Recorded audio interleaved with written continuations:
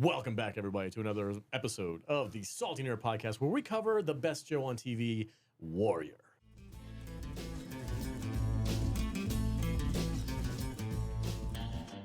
This week we are covering episodes 7 and 8. Holy shit, and these it's episodes. Gonna be glorious. These episodes are chock-filled with amazing stories and some pretty intense Got it all. switcheroos, some couple sex scenes. Some twists and turns. Romance, death, murder. That's all there. Corruption. Yeah. It's everything. It's fantastic. I'm joined as always by my fantastic panel of nerds. What's up, Matt Vader? I don't know yet.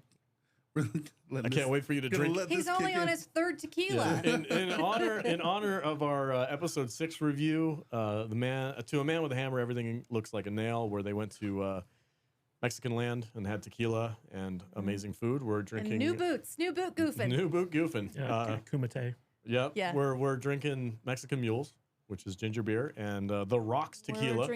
They're drinking the Rocks Terramana Yeah. tequila. So cheers, buddy. I'm gonna put this. Cheers to Warrior. I want us to get a bottle of Kevin Hart's tequila as well, so we can. Does he have a? So we can put Is it smaller? Yeah, it comes in a little It's bottle. smaller batch. This Kevin Hart size can. Yeah. All right. Yeah. Before we get into this, I wanted to remind everybody that you guys can support our show by going to saltynerdclub.com and become a club member. We have exclusive podcasts only for club members over there on Patreon, where we do general discussions on some of our favorite topics within the movie sphere. Last week we did 80s movies, or is it this week? I don't know when it's going to drop, but we did 80s movies, what we love about them and why they were so great and what happened to them. It was a really fun discussion. I had a lot of fun doing it, so I hope you guys sign up at saltynerdclub.com. Help support the podcast, help support us here, and get that exclusive, amazing content just for you. All right, now, without further ado, episode 7? Yeah, episode 7. Jude, take it away. All right, sir. Season 2, Episode 7, If You Wait by the River Long Enough. The three best friends return home to the Inquisition with Father Jun and the rest of the Tong. When young Jun and Assam make a plea for the Tong to back them, the members one by one stand behind young Jun, and it's decided that Father Jun is retiring and there's a new Jun in charge of the Hop Way. The Feng Hai look for a new Zing. Davenport and a toy are officially shipped as Daventoy as they couple up at a toy's brothel. A toy confesses she doesn't trust her weak-ass Patna, and Davenport volunteers to help a toy buy more property. When a toy tries to break up with Patna, he shits his pants, stammers that he needs the week to get her affairs in order, assures her that she can trust him, and then immediately orders her death through the Church of Assassination. Father Jun's like, "Why the fuck haven't you killed me yet?" But young Jun decides to keep him on in an advisory capacity. And Father Jun plants doubt in young Jun's ear that Assam might not be as loyal as young Jun thinks. Sophie feels real bad about blowing up her sister's life. She has the servants make Penny some eggs, so they're even now, and she's free to hop back on Leary's dick. The trial for Zing Chinaman commences, and just like that, he's sentenced to hang. Mayor Humdinger hands out accolades to the Paw Patrol for finding the dreaded swordsman, while Leary and Buckley twirl their mustaches together. Assam pays Chow a visit and orders some new hardware for the Tong. A toy and little toy run through a slave brothel, sending all the women on a one-way trip to wine country. The next morning, the police are like, God damn it, hide it! And Penny realizes how Leary got into the factory and kicks her sister out just in time for Mayor Humdinger to arrive home hammered and enraged. The mayor chokes out his wife, and as Penny starts to black out, Jacob stops the attack for good. My goodness, so much happened. Yeah. So much Did you happened. see that coming? No. I did not. Honestly, I didn't. No, go Yeah, ahead, Kish. and well, so in the last episode, we got that big cliffhanger where Awesome and the three best friends that anyone could have return to Chinatown, and Father Jun is there, and he's like, "You got some splaining to do." And we get the payoff at the beginning of this episode. This was, I did not see this coming. I honestly thought that they were going to be, like, it was going to end on a low note for Assam and young Jun. And, like, they're spatting back and forth. Finally, young Jun finds his spine, goes up against his dad, is like, "Listen, you're screwing this up.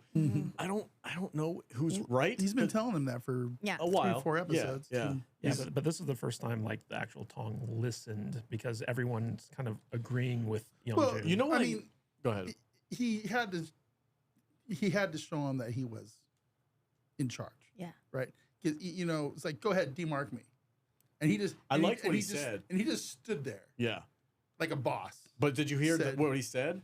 He's like, branding us like cattle doesn't Right. make us hop way. Right. We make ourselves hop way. So he doesn't give a shit about the brand, which is like, that's a signal to everybody in that room. But what I noticed, and I think this was the fatal flaw in Father Jun's plan, he didn't have any of the elder members of the Yeah. Tong there. It was all the young dudes. Well, All the all peop- his muscle. yeah. Yeah, and it's all the people That hang out with- Assam and Young Jun sit around shooting the shit with Yeah. at the brothel. Yeah. That And was, like I they're was- all like hanging out and drinking, and Father Jun's like, "Why don't you kill these motherfuckers?" And they're like, "My pal? Yeah, I'm not gonna kill my pal." Father Jun, like the reason he's upset is because he thinks that basically Young Jun at the request of Assam has been stealing Yeah, from the Tong.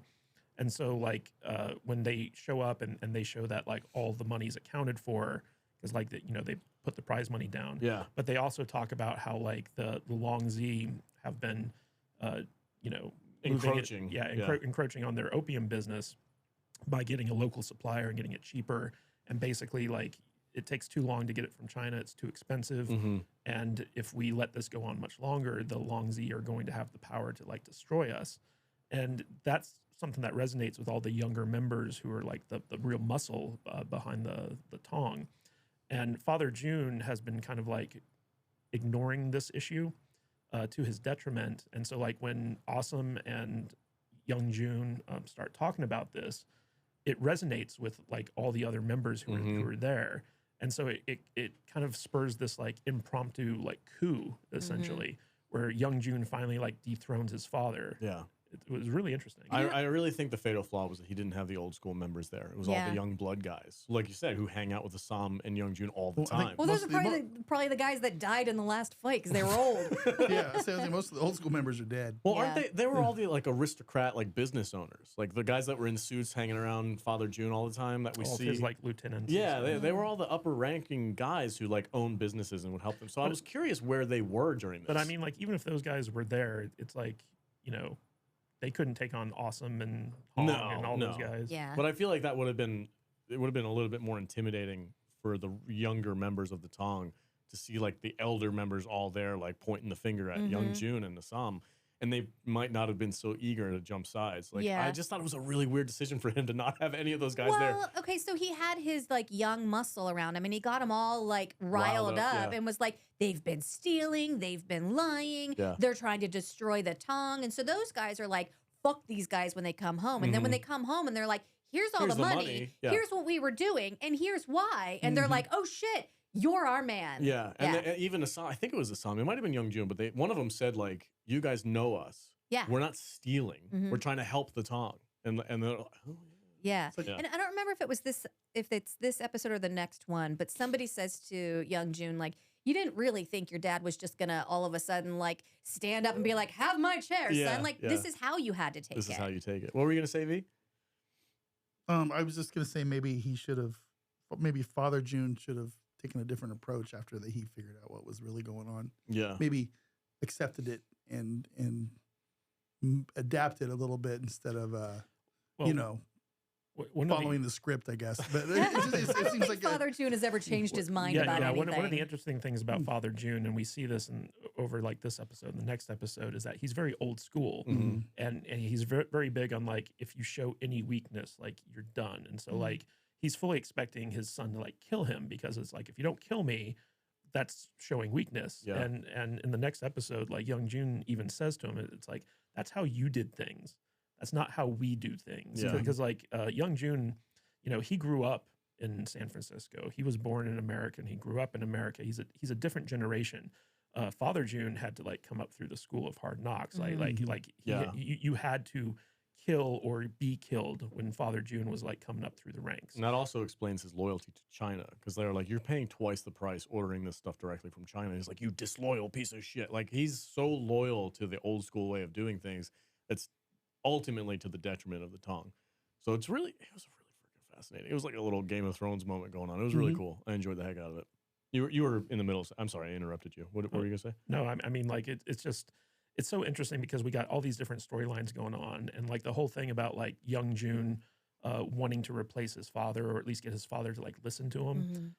That's been a thread since like season 1, and this is like the culmination where like finally like young Jun takes the seat, right? Like, there's that big moment where he like where Awesome says like take the seat. And so like young Jun sits down. It's like this Godfather moment where like the entire Tong like is facing him. Shut up and take the fucking chair. Yeah, but you notice that Assam had to tell him to do that? He's like, bro, shut the fuck up and take the seat. Like, sit down. Well, there's this great scene later on in the episode. It might be the next episode. No, it's this one, I'm pretty sure. They have that little... Where basically... take the throne. Yeah. Well, basically, Awesome goes to Chow to order like more weapons for the Tong. And Chow's just like, I know you're the real boss of the Tong. And like young Jun's just the figurehead because you're the power behind him. And Awesome just keeps telling him like, no. And he's like, you're just like your sister. He's Jon Snowing it. Yeah. He's like, I don't want it. I don't want it. No, he does want it though, but he's pretending that like, he's like young Jun is like the guy that he's loyal young to.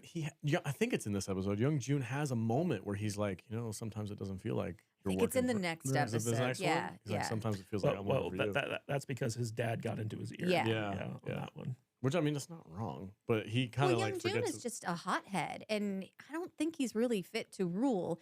And also, do you ever think like the reason behind Father Jun being so loyal to China is because China was probably like sending them money and men and supplies and stuff, and that's why he was keeping that relationship there. And now with young Jun being the leader and young Jun cutting off China, like China's probably going to cut them off of some important shit. It makes me wonder if in season 3 we get some like outside Chinese. China's going to send some ninjas in. And put Father Jun back in charge. Yeah, that's really. I wonder why Father Jun wouldn't say something like that. Because Father Jun is not. He's not a stupid man, and he's not stubborn to the point of like just for the sake of being stubborn.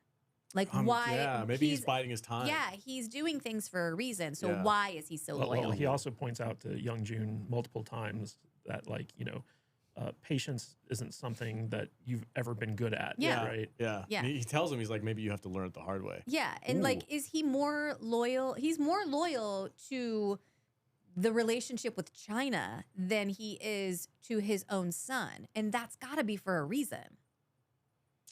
Yeah. You might be right. Maybe season 3 they try to usurp young Jun. Father Jun also goes after like young Jun's mother in this one, where he's like, the son of a that common was whore. dirty. That was real dirty. Yeah, I think he was just doing it to just try and piss him off, see if he would kill him. Because he does offer. He's like, kill me or I'll do it myself. He's like, no, we're not going to do that. Yeah. So that was a really cool Game of Thrones one, and I'm sure we'll talk more about it later. But I real quick wanted to talk about the fungi's. Their system of hierarchy is retarded. It's not that fun. It's so dumb. Like we have this moment where Mei Ling and young Li, right? No, not young Li. Li Young, sorry.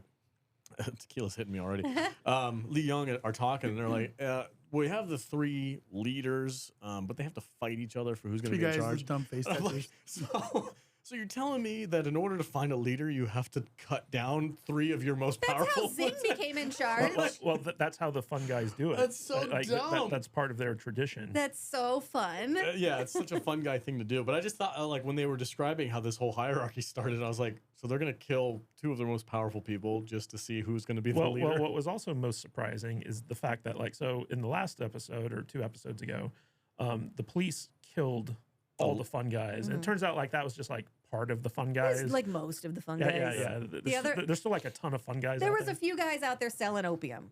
Well, yeah, the guys on the street. Yeah. So you have the guys at the hub, and then you got the guys on the street. So when the guys at the hub, not everybody is invited to the party. So the guys at the hub are all dead. Like the guys in the streets all come in to the home base, and they're like, well, now we have to file ranks and figure out who's going to be in charge. Apparently, you have to kill people to figure out who's in charge, but. That just seems like a really... That's how we run the podcast.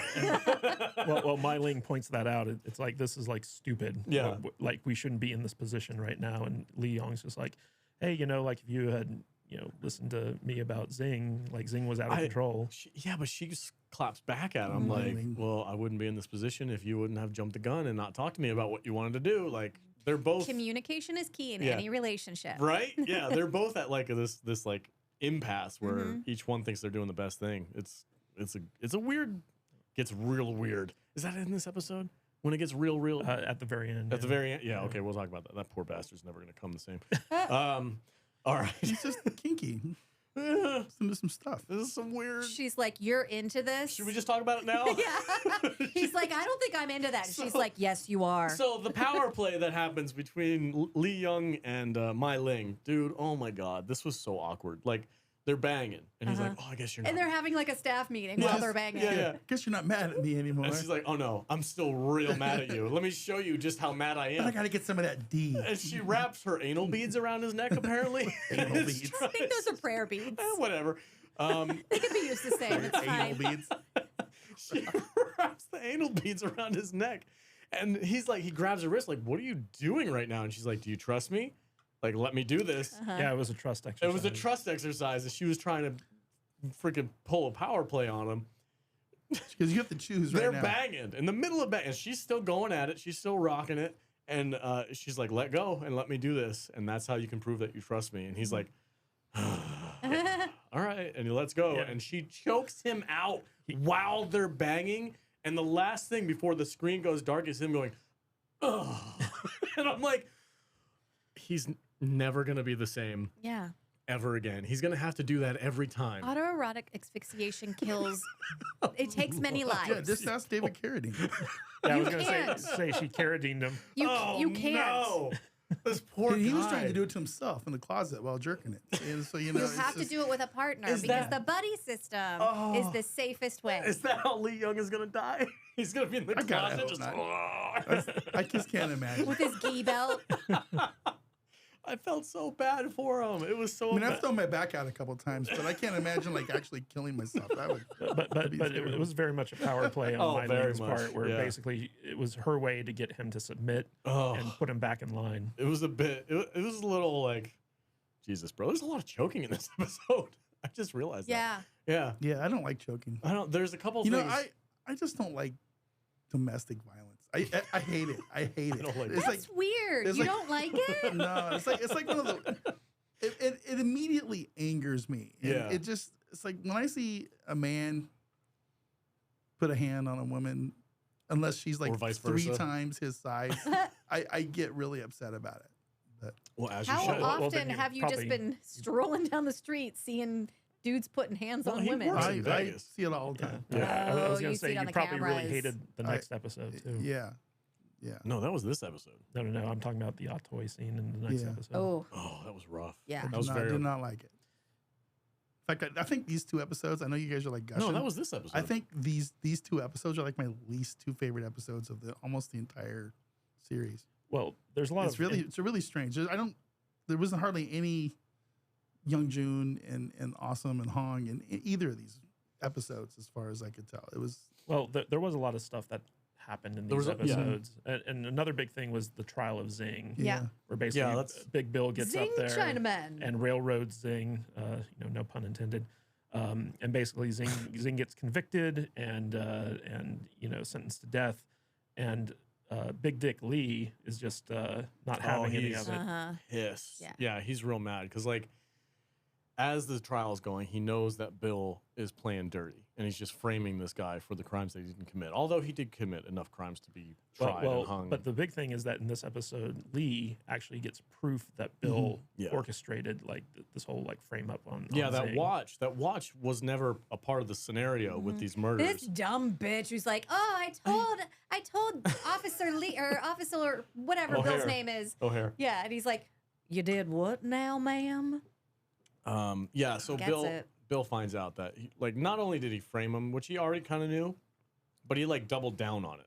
So now he's super pissed. He's like, this is ridiculous. And Like, Zing knows exactly what he's doing. He's just But- like, whatever. but like, didn't Lee know that Bill's being corrupt for? Like, you mentioned something. I talked to Vader. I think it was last night when we were doing the watch party for this on Discord. Yeah. Saltinerdiscord.com for watch yeah, parties. yeah. I was like, dude, Bill gets real dirty in this episode, and you were like, he's always been corrupt. He's Yeah, a dirty always cop. been corrupt. He's a dirty cop, and I'm like, you know what? You're right. Fuck Like- Bill. he's a piece of shit. Yeah. So- Yeah, but But now he's like, are there no levels you won't sink to? Oh, Yeah. here's a new one. Yeah. But now Bill is the hero cop because Yeah. the mayor specifically puts him in front of the press Yeah. and is like this is the man who He's no longer doing it behind the scenes. Now it's Paw up Patrol. front. Paw Paw Patrol. Patrol, yeah, Mayor Humdinger. So that was an interesting dynamic there because I don't know. I just never really considered it like that. But there's also that great scene between Leary and Bill where, like, you know, oh, I heard you were in his pocket. You're like, no, you know me better than that. Everybody in this show is a piece of shit in one way or another. Literally every single one of them. And it's just one of those shows where you gotta like decide whose side you're gonna what piece of shit are you gonna support? Who's the least amount of piece of shit in just this scene? It's Okay. It's kind of like voting. Yeah. Yeah. What piece of shit do I want to vote for this year? You know, lesser of two evils, basically. Yeah, you're not wrong for sure. Yeah, I just never really considered it because I really like Bill as a character. I think he's a cool character. He is a good character. I feel like he's getting worse as the season progresses because he's getting more. I guess he's getting bolder with the things that he's doing, and Lee's just like, You're not going to learn a lesson. Like, they beat me up. You almost had me killed. Yeah. Because of your actions. You're not going to stop now. You're going to just keep going. Even Lee goes in and kills people indiscriminately just because they're Chinese or whatever. He doesn't give a shit. Well, they were right in the middle of a massacre. What are you going to do? You're there for the massacre. Okay, but he also went and shot a bunch of white dudes that stole his money from that bar. Like, Lee is actually one of the rare cops that actually cares about justice. He's chaotic neutral. And Big Bill just he understands the game. And he plays the game. And Bill is an interesting character who's also dirty, and it's kind of fun to still root for him until he gets more power, and then you're like, oh shit, now it's really bad. Yeah. Look, real quick, let's touch, since we're kind of talking about Leary, let's talk about Buckley and Leary together. Buckley's like, hey man, you have a lot of Irish white votes that I could use. You want to dip your toe in politics? No. You got some influence. You're an influencer. Was this in the second episode? No, this is in this one. No, that's in this one. He's like, you're an influencer. You want to influence your way into politics? And yeah, there we go. And Leary's like, no, I'm not a politician. He like spits on the ground. And then later he's like, actually, that sounds like not a bad idea. Because fucking Sophie comes in and she's like, no, you should be a politician. God, I can't stand that. I hate her so much. Like every scene she's in, we like her less and less. She ruins someone's life every time she walks into a room. She's awful. Wait till the next episode. Oh, I know. It gets real bad. So Larry's like, maybe I should use my powers, politics, and stuff. It's a weird switch for him because he's usually the muscle. He's the union leader. And now he's like, oh, maybe I could get into politics. And he tries in the next episode, and Buckley freaking stomps on him, which is funny. But yeah, Buckley's making some moves behind the scenes while the mayor's over there flapping his lips. And it was just a quick scene, so we don't need to like dwell on it too long. One of the big revelations in this episode is Davenport and Otoy kind of take their relationship to the next level. Daventoy. Yeah. Hashtag Daventoy. And Otoy basically reveals like her arrangement with like her business partner. Patna? Yeah, Patna. And she basically says like, I trust you more than I trust this guy because he's weak. And so I would like to have you be my partner now. And Davenport's all about this. And so she goes to her Patna and gives him his walking papers and basically says like, I want you to transfer everything that you own over to me again. And this guy has basically taken out loans against like all the properties that he was holding for Otoy. And so like, this is very bad for him. So I don't necessarily think he's doing anything negative here because he's using her for his financial gain, just like she's using him for her financial gain. I feel like it's a mutual. He didn't tell her about it though. Yeah, but they're like technically it's her property that he was taking out loans against, and so like if the loans default, she's out the money. But she wouldn't have those properties if she wasn't partnered up with him. Yeah, but she gave him all the money for those properties, and so like just as an interpersonal business thing. It's bad form, but communication is key in any relationship. But then Patna goes and hires like two thugs. The Church of Assassination, guys. Dude, listen, you love John Wick, the first three, anyway. You like John Wick? I dare you, sir. The Continental, whole like underbelly assassin thing. When this dude goes to confession and is like, "Holy shit, I messed up." It's like that scene from Hangover where it's like, listen, I fucked up. And he tells this priest, and the priest is like, yeah, I can help you as a man of the Lord. just, you know, give me a little bit of money and we'll fix your problems for you. Yeah, that was really kind of just out of the blue, wasn't it? It was, but I also really love the idea Yeah. that there's some kind of like underground Catholic church assassination group thing going on. Underground assassination butcher shop, This too. is amazing. Yeah. Like, and then like he reaches out and his fingers all jacked up and he's got like this scar. It's very like Bond villainish, and I'm like, yes, give me more. Mm-hmm. I love that whole scene. I thought you would dig it a lot too, but you seem very like. Meh. I thought you'd be fine. more excited. Bless me, Father Murder, for I have Yeah, sinned. no, Yeah. I thought it was interesting and cool, and I'm trying to wrap my head around the whole relationship with Atoy and Mother Teresa and her slave labor I still don't trust her. I don't trust her. I feel like they just kind of rushed into this whole relationship. Yeah. You know, because last season, like literally, I think the last episode, she's just some bitch who's hanging out outside the She's kind whorehouse, of an annoyance, trying to rescue the oppressed Yeah. Chinese ladies, who's really a villain, kind of a pain in the ass. You know what I mean? They didn't treat her very nicely when she first showed up. Yeah. Remember, Chow and Atoy were both like scoffing at her. Yeah. Like, oh, you're back, Miss I was Davenport. like, get out of here. Yeah. You know, but I don't know. They've just went in such a weird direction with that whole She becomes thing a savior. so quickly. It just feels contrived. Well, I don't like the relationship. What was funny about this episode is that basically, so Davenport tells Atoy about like this other brothel that she's been trying to like break up as part of like the Chinese slave trade. And right after Zing gets convicted for being like the swordsman, Atoy and her protege Lai go to this place, and it is disgusting. Dude. It's a Oh, disgusting God, it's place, and she Yeah. just slaughters Yeah, everybody. So- It's wet. To kind of, oh yeah, it's like a bilge in a ship.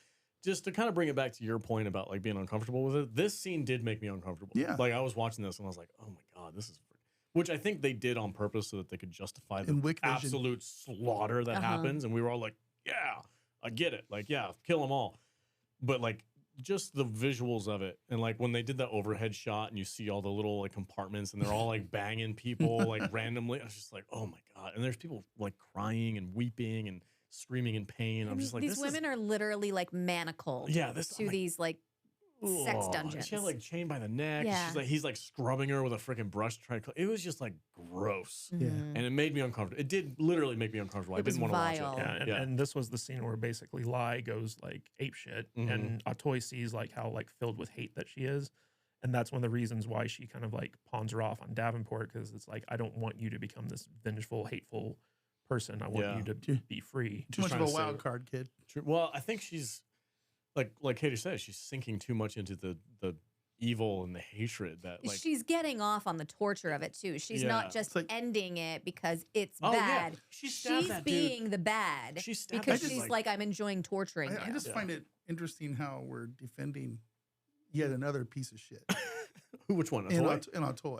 Yeah. She's a madam. She has But women. she She runs kills- a whorehouse. She kills. She with, runs a whorehouse So did And Dolly slaughters Parton, and we people. love her. and slaughters people with swords. Yeah, And you know, but she does it with class. But she's a superhero. You know, she's a piece of shit, murderous, just like everybody else is in this show. You know, so I just But I like a toy. I have a hard time. We, I have a hard time We, with we it. got some interesting backstory on Atoy in this episode too, where she talked about how she came to America with her Yeah. husband. Mhm. Her husband was murdered on like the trip over, and the captain kind of like took her as a concubine to keep her from being gang banged by like the rest of the Yeah. crew. That Yeah. was such a gallant move for the captain. Yeah. It was a real hero. Yeah, It's he really had to. Yeah, but- Otherwise, it was going to Yeah. be worse. I think he but- did it for his own pleasure. No. No, this He concubine's mine. Had to do that. I'm the captain. This is my bitch. yeah, but then like when she got to America, it's like, well, your husband's dead, and we don't deal with women, so you have nothing basically. Yeah. And so she had to like pull herself up by her bootstraps and build herself to the point like where she is now. So like she's like a completely self-made, businesswoman, Mhm. and Completely self-made criminal. Yes. Yes. If you are going to Murderer. have a Hey, I Hor- don't know if you horror noticed this queen. or not, but everybody in this show is a criminal. Everyone. Except Even the cops. even Even Big the Dick Lee, cops. even Big Dick Lee. Everybody sucks. Everybody's a pile of shit. So I gotta bring this conversation back to the partner. This is like a show that's all about piece of shit dad from Invasion. Every character's a piece of shit. No such person is worse than piece of shit. He was just awful. Father of the Year. So this guy goes to the church. He calls for help. The church hires these 2 butchers as like assassins. Can't even have a good priest. They dress. I know, right? Yeah, the Butcher Brothers. The Butcher Brothers. They dress up as cops. They, Well, they that's next masquerade. episode. Is it? Yeah. Are you sure? Oh, yeah. Yep. Much. Positive. Yeah. So in this episode, Patna goes and meets with them to hire them. Oh man. Okay. Well, we got to talk about that. In the world's most unsanitary butcher shop. let's talk about the end of this episode. Yeah, we have Go to for talk it. about Mayor Humdinger. The end of another piece of shit. Mayor Humdinger. Yeah. Ooh. Oh, he died. Ah, my kitty. Look, a piece of shit died. So Oh, he's at this aristocratic bar, and he gets taken to task by some of the business owners. One in particular who's dealing with his wife, and he's like, "You're freaking screwing up, and if you keep doing this, then we're not going to vote for you anymore, and you're not going to be a mayor." He's like, why don't you go home and beat your wife? Yeah, Because right. she is too much of a loud mouth. Put her in her place. So he comes home drunk after being at this bar. And he's like, that And sounds like a great idea. now I think I'll go here- home and beat my wife. This is a weird moment because for a second, I'm like, he kind of has a point. Well, And well- then he goes way too far. Well, right before this, Penelope finds out that Sophie has been banging Leary, Mm-hmm. and she puts together that Sophie was like the reason why Mercer Steel got blown up, and so she's kicking Sophie out just as Humdinger comes home. Yeah. And basically she is just fed up with his bullshit because he's given her, such grief about, doing her business. She just punches him, and when that happens, Humdinger is Well, like, he, "Oh, you he fucking slaps her first. Yeah, he slaps her first, and then she punches him. She punches him because he slaps her. Yeah. But then, like, he gets wildly out of control. It's hilarious, like how that escalates because he slaps her and he goes, "Oh my god!" He's horrified I'm so at sorry. himself, and Yeah. then she punches him, and then he's like, "Oh, I'm going to murder you." well, as he's trying to murder her, he keeps saying, like, "Why are you making me do this? Why Yeah. are you making me do Well, this?" that's a weird thing to be telling somebody while you're choking them out. No, it's not. It's like, ugh. Just going to assure you, and it's not an out of line thing. For No, people I to didn't say it's not out of line. I just thought, like, from my perspective, I was like, And to wrong with Sophie's you? credit, she actually tries to save her sister. Yeah, But she gets but thrown she's against not the going wall. to let her sister get killed. Yeah. She gets thrown against the wall, knocked out. And so, like, as Humdinger is, like, murdering his wife, the valet, Jacob, Poor Jacob. comes up behind him, hits him in the back of the head with a poker, puts a hole, like, this In big. his skull. in his Jacob skull. has some stank on that swinging arm. he hates that guy. Come on. That was pretty good. That was a pretty good death scene. Yeah. Yeah. Yeah, but it was very shocking to see, like, such an important character just, like, Get off Killed, like that. yeah. Yeah. It was. and that's where the episode ends. And it was like, Just it was like, blood oh shit. pooling. Yeah. Oh, yeah. When he kind of like he touches the back of his head and he's kind of like surprised, like a little in shock, and something in his ear starts to bleed, and then he keels over on top of. Yeah, you can Penny. see his brain. Yeah. Oh God, it's rough. It's real rough. But yeah, that was Yeah. a shocking ending to this Yeah. episode. I was surprised because again, like that's a main character that we've kind of like gotten to know over the course of the last 2 seasons, and it's just like he's dead. It was now. funny because when Jude and I were watching that, like we'd seen the season before, but like we kind of forgotten about what happened. So we were watching that, and Jude's like, "Okay, well we'll watch the next one tomorrow." I'm like, "No, I'm gonna watch it now." Yeah, that's how I was last night during the watch party. Yeah. We were in there. It's like, oh, okay, I guess we'll finish this next week. And I'm like, oh, I really want to push play, but I didn't. All right. Are we ready to move on to the next Yeah. episode? Yes, but I have to go to the bathroom. Okay, go ahead. We'll be right back after this break. All right, guys, before I throw it to Jude for episode 8, which is another banger episode, I just want to remind you, if you would like to support what we do here, join up in our club members area on YouTube. You guys get a different type of exclusive content than the club members do. We do exclusive video podcasts for those guys. We also do trailer reactions and stuff like that. So if you would like some behind the scenes on the Salty Nerd podcast, go check it out. We have a lot of fun. It's very unfiltered, very unorganized, very unstructured, just kind of like the 4 of us catching up over the last week or so, what we did, having some fun, talking about movies that we might have seen that we don't talk about on the podcast. So if you would like to join up and support the podcast, I can guarantee that you're going to have a lot of fun with us. So head over to our members area on our YouTube site. That's the place to be for some fun times. All right. That being said, Jude, Yes. do your job. All right. Season 2, Episode 8, All Enemies, Foreign and Domestic. In the aftermath of Mayor Humdinger's death, Buckley is the acting mayor, and he's got some questions for the ladies of the house. There's a citywide manhunt for Jacob, who should have let Mayor Humdinger kill Penny and her asshole sister, too. The three best friends enjoy some dinner in the aftermath of a Fenghai massacre and hang the Hopway banners on the wall of the Tong they just destroyed. Lee and Bill finally make out with their fists. They roll all over the office only to be broken up by the chief. Leary tries to shake hands and kiss babies, but his kinsmen don't want promises. They want jobs. Stupid-ass Sophie shows up and tells Leary about the mayor's death. Leary immediately tracks Buckley's asshole down for a tender smooching. The police put on a parade to the cheers of the Irish. They're flipping Chinatown upside down looking for Jacob, who really should have let Penny die. Bill sees Assam and is like, I miss having a close personal relationship with a Chinaman. Hey, remember when you almost died? Technically, that was me that saved your life. Also, I know you boned Penny. Buckley rolls through Chinatown with a mare-sized chip on his shoulder, and Mai Ling is like, all due respect, Mayor, but you're asking me to look for a needle in a sea of needles. Your request is denied, unless... Rich white lady shows up at a toys brothel to check on her pussy just in time for the Church of Assassination to come by and ask if you found Jesus. And if not, you wanna? Meanwhile, Patna is still shitting his pants waiting to hear the news of a toy's assassination when who should come by to deliver the news in person? Retribution. And finally, Chow just wants to not be involved in any of this shit when he stumbles upon poor Jacob, who really should have walked into the foyer yesterday and turned around and walked right the fuck back out. Discuss. All right. First of all, Buckley. I have to talk about Buckley because we get a little bit of his backstory. Remember last one? I was like, I really want to see Buckley in like the Civil War. And I want to know how he lost his leg and this and that. We actually get a very quick flashback of Buckley in that exact circumstance. He was apparently during the Civil War. He lost his leg due to gangrene or some kind of an infection or something like that. We also find out why he has a thing for redheads. We also find out that he was once married and it didn't last because he was a changed man after the war. Well, we found out why he has the things for redheads. So you remember the Pinkerton guy? Yeah. The nurse that chopped his leg off, or at least helped chop his leg off, was a redhead. She was a ginger. Okay. So he has a thing for redheads, I'm assuming because of that. Well, yeah. So like he was looking at her as they were cutting his leg off. And so like he has like some type of like weird association PTSD with like thing.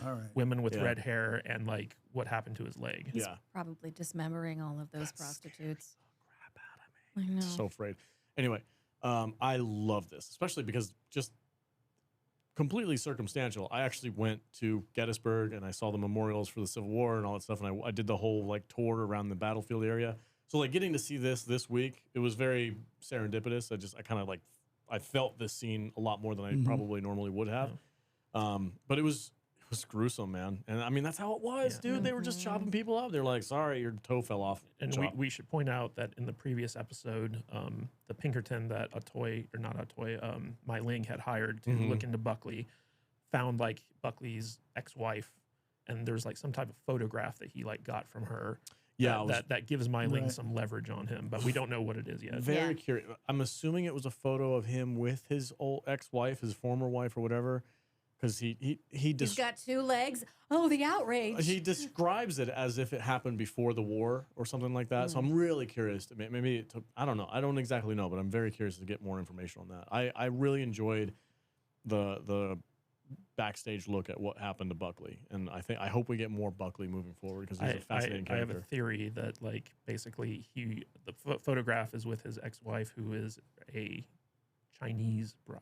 Oh, interesting. Yeah. Okay. And so, like, if that photograph were to ever get out, all of his anti-Chinese sentiment would, especially now that go he's back mayor. on him. Yeah. Yeah. Okay. Yeah, and it's great because this episode opens up with like the police knocking on his door to let him know that the mayor's been murdered, and there's a moment in this episode where basically like he sits down at the mayor's desk because he's just been sworn in as mayor to take over.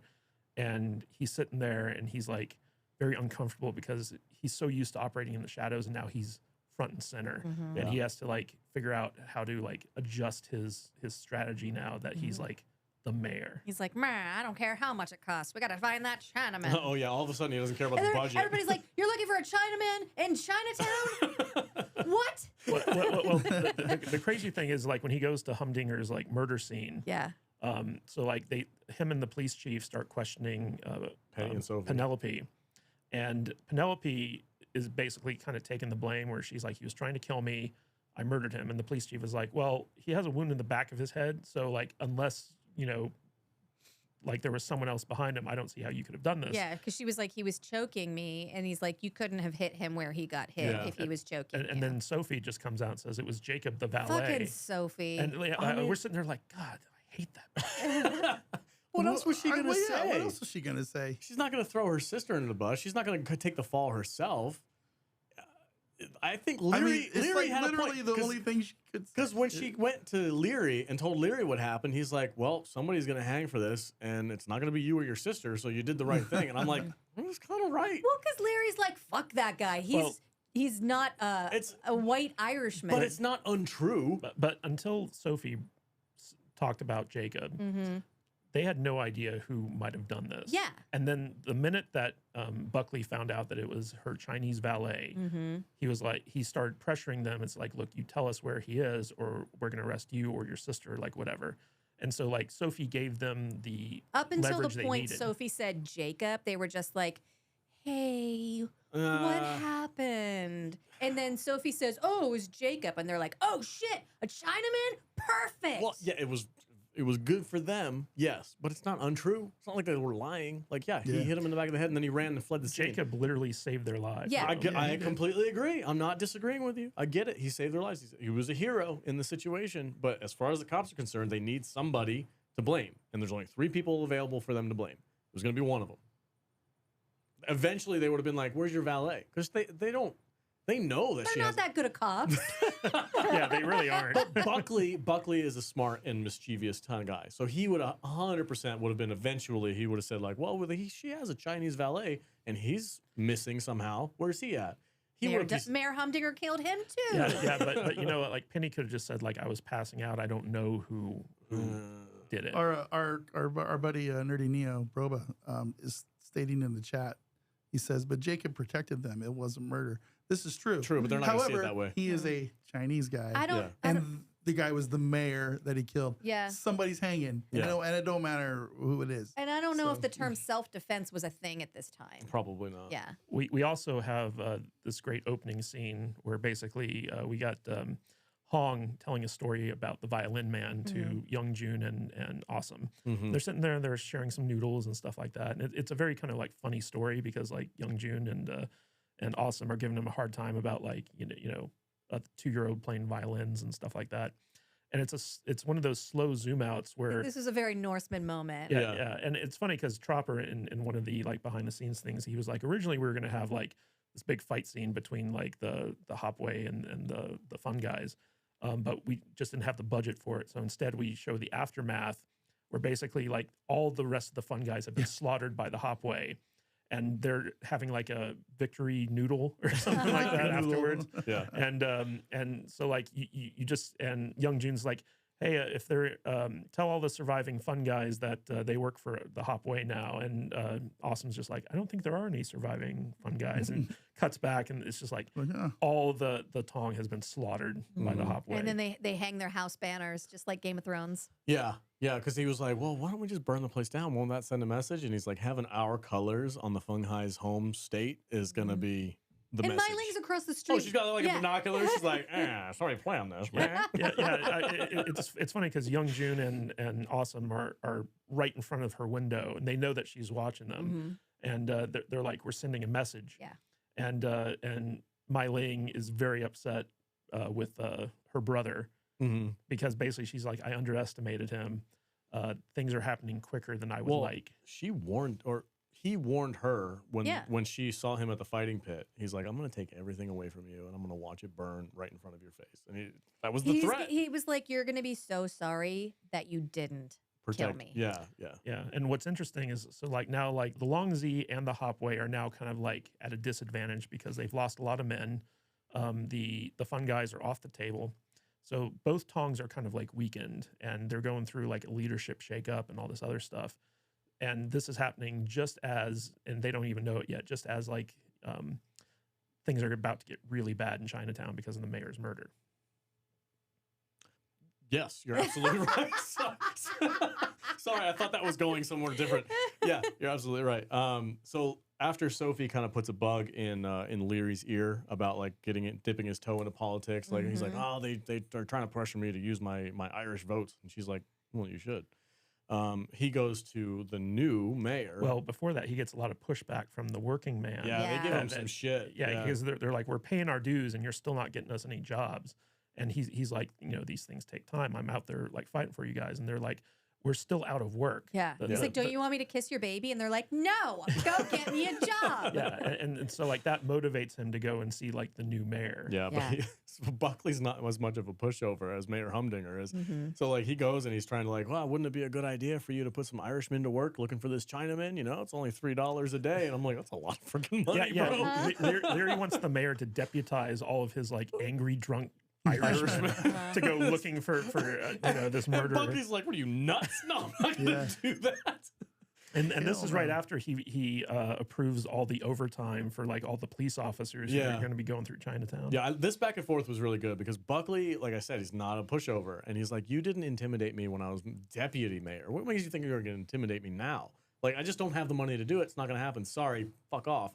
And Leary's like, I think this is the first time it didn't work for him. Yeah. Like the first time he ever approached somebody. Leary's an intimidating guy. This scare tactic usually works on everyone. Yeah. But Buckley's like, bro, I'm scarier than you. Yeah, he's like, dude, my leg was chopped off in the Civil War. Yeah. You're not scary. Yeah, you don't have a red hair. I've been dismembering prostitutes for years and no one's found out. Is that what you're going with for the theory? I think so, yeah. Okay, He's got parts in jars. We also have a great scene where basically Big Dick Lee confronts Bill about, all the shenanigans Bill has been up to. Right. And they actually have like a straight up fight in the police station between each other. A little fisticuffs. I don't know. Call him a dirty cop in front of all the other cops, basically. Well, yeah. And he's like, what is your fucking problem? Well, even Bill's like, would you keep your freaking mouth shut? Yeah. What is wrong with you? You're going to get me Lee's in trouble. being his fishwife. He's like, I don't care who knows it. I'm mad. Okay, but hold on a second. Let's think about this, okay? From Big Dick Lee's perspective, right? He's like, you're a dirty cop. Says Says the heroin junkie. Says the guy who escaped murder to go join the police force. Right. Again, there's nobody good in this show. Also, not even it's little Dick Lee. 17 fucking, But I don't you're know, gonna 83. Yeah, because everybody's a piece of shit in 1783. Listen, even if Big Dick Lee stood on his desk and pointed at Bill and said, he's a dirty cop, they're all they're going to be like, they're all dirty cops. what have you been doing this last year? Like, of course he is. How are you lining your pockets? What do you do here? Yeah. Well, being a clean cop doesn't pay very well. Yeah, right? I don't get Remember, this is one of the most highly trained and sophisticated police forces.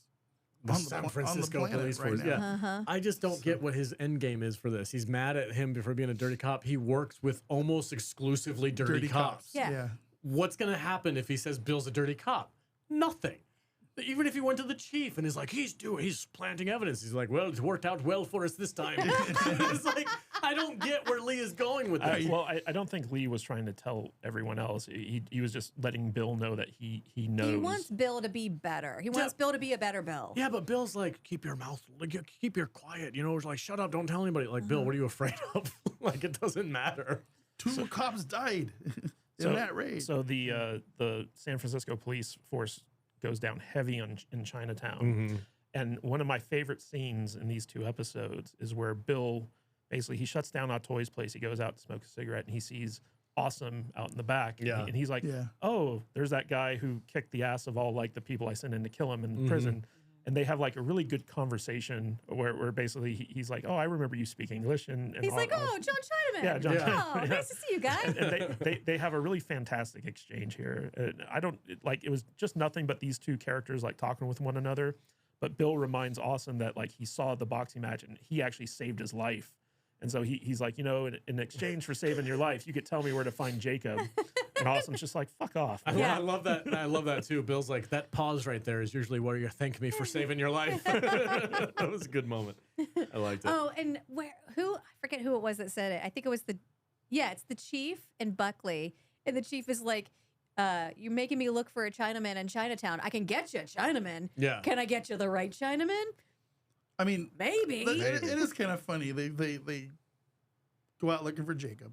And they had all these wanted posters made up over The sketch the artist. last couple hours, right? Fantastic. Yeah. You know, like hundreds of them in 1787. Did they have a print? Yeah, They had the printer machine back then, right? The printing press, yes, The printing they did. press, yeah. Xerox. Was that a stupid question? no, it wasn't. I mean, they had like newspapers it was. and books. This and, is like all the right. next morning. This is like time. Not much time has gone Right, by. yeah. But they have this generic looking Chinese guy with this goofy hat, The hat, and a pudgy face. Who It's like, described it? Who do you think they got? Literally looks like 2/3 of the male population of Chinatown. You know, so Do you notice they're grabbing every guy that wears a grabbing hat? every single dude. Every guy that wears a hat. They're like, you must be him. with the hat on, And they're yeah. holding the picture up next to the guy. And I'm I like, mean, have you seen a sketch done today? they're looks It exactly just like it. never They're looks like the still guy. Awful. Yeah. Yeah. No, I get it. It's an absurd request. Yeah. To have these Yet cops go through. another profession going to be taken over by AI pretty soon. So with the police going through Chinatown, they basically institute a curfew, and basically Chinatown's locked down. You can't get in or out of there without going through a police barricade. And Atoy's brothel is basically shut down. But somehow Davenport was able to sneak in, comes to Atoy's place, and they're like, gonna sneak out together, go off to Sonoma and stay at the vineyard while like this whole craziness goes on. But before they can leave, these two cops show up. Cops, quote unquote, cops. Yeah. And it's actually the Butcher brothers that the partner had hired, and they're here to basically kill Atoy. And this scene was brutal. Oh yeah. So there was in our chat a little bit ago, somebody was like, "How did Atoy get taken?" These two are professional assassins. Yeah, they're professional assassins. They caught her off guard. They're also 3 times her size. Yeah. And I think when I was not talking, but I was watching this episode, I was like, oh, that's why they had Atoy drop her partner, or not her partner, but her like assassin friend off at the vineyard, because if she was there with if Atoy, Lai had been there, they would have been toast immediately. 30 seconds. Yeah. Max. Yeah. So they had to isolate Atoy. They had to get her vulnerable. She had to be alone in the brothel, and then have these two freaking meatheads show up and take her down. Which, okay, so I was like, okay, that makes sense. Yeah. Like I was fine with them getting the upper hand on her because they had weapons, they had the numbers. Well, also, like the idea that Atoy gets like seriously like messed up in this scene, it's so realistic because like these are two huge men, and like the kind of like the inclination nowadays would be to like just have Atoy girl boss them like into submission. She doesn't even have her weapon on her for half the fight. Yeah. Well, yeah, she has like a little She knife. has that little knife that she uses. Yeah. But the idea here is that like Atoy gets messed up in this fight. Oh, dude. And it's realistic because Yeah. like a tiny slender Asian woman would get messed up with these two guys. These guys are freaking, they're like linebackers. They're like 6'2", they're 400 pounds, they're giant dudes. Offensive line. And they're freaking chopping up And meat. nobody's around to help you. Yeah. And there was a great interview with the actress who plays Atoy at the kind of like Oh, I love her. Like at the end of each episode they have like a little like behind the scenes thing. Yeah. And she was talking about how like Atoy's a swordswoman. She's not like awesome or like she's good at hand-to-hand combat.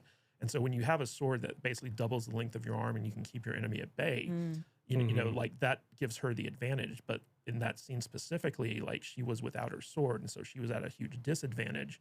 And so she's running upstairs to get her sword. And the minute she gets her sword, it kind of sucks that they cut away before like we see that like, final face she's off. like not afraid at all at that point. but she's so messed up at that point though. Yeah. Like she's cut Dude, up, she's bloody, she's that bleeding. scene where they knock her onto the stairs and like punch her in the face like 7 times, Cut and her then on they the put they shoulder. put the freaking meat cleaver into her shoulder. Yeah. Oh, ow! Yeah, and Davenport's completely useless. Oh, she's a stupid Oh, white woman. Thank God she was like knocked out though, because if she had been trying to like save Atoy, she would have just gotten murdered, and then Atoy would have gotten killed trying to save her. She kind of helped, like, because when that dude was about ready to do the finishing blow, she like jumped on top of the guy's back and like stabbed him with a bottle or something. But I'm glad that she was useless because she doesn't know how to fight. Right. It would not have made any sense for Her her. superpower is being a rich white lady. Yeah, that's it. And apparently going down on chicks. That's another thing that she's super good at. Apparently. Yeah. Yeah, and so Atoy basically after she kills like the last butcher brother, sends Davenport away, and then she goes to her partner's place and has him sign the contract and drops off the heads of the assassins, and she's like, "I know you tried to kill me." Oh, yeah. She's like, you lie again, your children die in their beds. And he's like, where do I sign? Yep. Where's a spineless piece of shit? I love the fact, like, she doesn't say I have the assassin's heads on. She just like looks, and he looks up, and he's like, and they're just This fucking bullshitter. Who are those men? I have no Did idea. they hurt you? oh no, Oh, did something no. happen to you? Oh no. Such a horseshit guy. It was great though. Atoy was a freaking savage. And then she goes back and what is it? After the fact, after she kills the two guys, she goes down to Davenport. Did you say this already? I might have spaced out a little bit. But Yeah. she's like, "You don't freaking belong here. Get out." Yeah. This was a big wake up call that Atoy's like dream of riding off into the sunset with Yeah. rich white lover is basically like gone. But like I want to know like because Atoy was like she could barely stand up. Mm-hmm. So she cuts off the heads of these guys and then somehow sneaks out of Chinatown. She smoked her magic opium. During curfew. And Just during tunnels. curfew and goes to this guy's house in Ducktown, and is able to, intimidate him into signing over all of his stuff. There's a lot of secret portals in San Francisco. Well, I think if anybody's gonna be able to sneak through the town with two heads in a bag, it'll be Atoy. I mean, in the Buffy universe, they use the sewers. Sure. I mean, that's kind of gross, but sure. So real quick, we also have one scene where Mai Ling meets with now Mayor Buckley. Mm-hmm. And another and- dick measuring contest. Yeah, and Buckley's basically like, you need to find me this guy. And she's like, if I do this for you, you need to give me like reign over the police to be like my army so that when we go to war with the Hop Way, the police will be on our side. Yeah. And Buckley just kind of like doesn't really agree to it, Yeah. but like he sort of agrees to it. He's like, sure, babe, sure. He doesn't say anything. He literally just says, find the Chinaman. So it's not really an agreement. It's not a disagreement. It's just like a neutral, we'll see. It was like a maybe. It's a bullshit. It's a tactic. political Yeah. maybe. And then the end of this episode, Chow finds Jacob, and Mhm. Jacob goes to him and basically is like, please help me. And then like the episode ends, and Yeah. you're like, oh. Real quick, What's going on right before that happens, Chow meets up with Bill. Like this freaking nobody police guy is like harassing Chow in the streets, and Bill's like, "He's with me. His name is Chow. Get the fuck out of here, you He's moron." not your man. Yeah, and Chow, I loved how much salt Chow had for Bill. He's like, "I do your job for you. Maybe you give me a badge. Yes. I give you halfway." He's like, "I give you the Having Zing. I give you problems Fun we have to Guys." solve. He's like, "How many of your issues am I gonna solve?" Bill's like, I just saved your life. And Chow's like, no, you saved his life.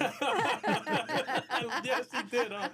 Yeah, it was a great moment. And then Chow goes back to his little place and he notices that the door is open and he's like, he pulls out his little handgun. I'm like, Chow's got to get some better hardware. Like, get a 6-shooter or something. And there were two scenes that Awesome was in that I think we need to showcase, which was, he goes to Chow, and Chow makes it clear that he knows that Awesome's really the power behind the Chow's like, I know what you're up to. Yeah. Yeah. And then there's that scene that Alex mentioned previously between Young Jun and Awesome, where Young Jun kind of shows that he's not quite sure that Awesome is completely in his corner. Like he feels like Awesome might be using him because his dad, Father Jun, points out that Awesome has been manipulating him all this time. Mm-hmm. Puts that little seed of doubt in his head. Yep, just a little bit. And he mentions something and then he says, never mind. So I wonder how much that's going to come back to. I think probably a bit. Probably a bit. Yeah, but the trailer for the next episode, I'm just like, oh, that penultimate episode looks pretty penultimate. I'm out of my drink. So it That wasn't the penultimate episode. No, the penultimate episode is the coming up next next. episode, Oh, shit. episode But 9. he said the said it. word. He said the word. Yeah. Got a drink on the word.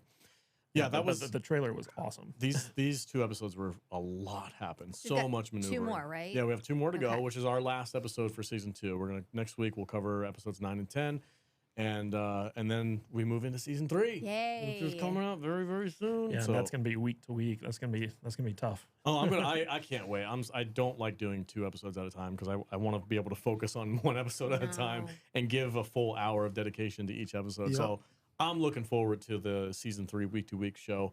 If you're brand new to the show, if you're watching this because you like Warrior, welcome to the club. Speaking of, go to saltynerdclub.com or join our membership area for some extra content. And stay tuned. Make sure you hit that bell notification, subscribe to the channel because we will have a lot of Warrior content coming out over the next couple of months. Not only are we covering season 3, but we also might be having some cool people on the podcast that have to do with the show. Yeah, I can't wait for Tropper to come on and try to lie to us again about all this shit he says he's not really doing. It's not about JCVD. Yeah. It's like, we know you're a JCVD fan. Come You're on, full bro. of shit. You're full of shit. See right through you, buddy. So join the podcast, subscribe, and follow us over there, and make sure you follow us on Instagram as well.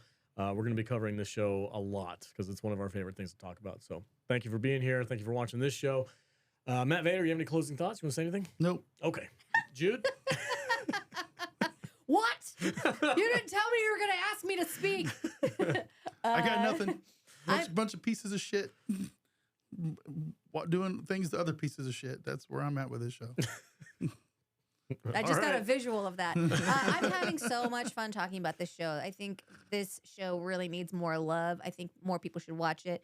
More people should talk about it. And more people should listen to us talk about it. It is a good show about pieces of shit. I will admit, it is a really good show. It is. Much better than Invasion. Oh, my God. much better. Leaps and Not bounds. even in the same universe. No, this is totally different. All right, Katie, say goodbye to the people. Goodbye, people. Thanks for tuning in. Next week is going to be our last episode covering season 2. And if memory serves, these last 2 episodes are going to be crazy. So we're looking forward to talking about them. Yes, I am too. All right, folks. Thanks for watching. Stay salty.